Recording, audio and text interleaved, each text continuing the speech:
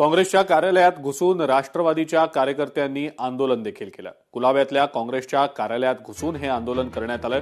प्रदेशाध्यक्ष सपकाळ यांनी सुनेत्रा पवारांची माफी मागावी अशी मागणी यावेळेला कार्यकर्त्यांनी केली। सूरज चव्हाण यांच्या नेतृत्वाखाली राष्ट्रवादीचे कार्यकर्ते काँग्रेसच्या कार्यालयात घुसल्याचं पाहायला मिळालं।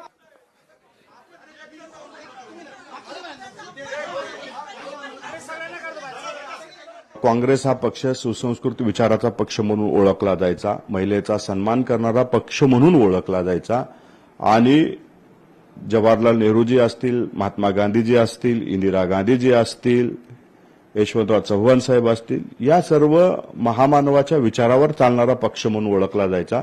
परंतु आज काँग्रेस विचारापासून तर दूर गेलेली आहे, लोकांपासून कधीच दूर गेलेली आहे।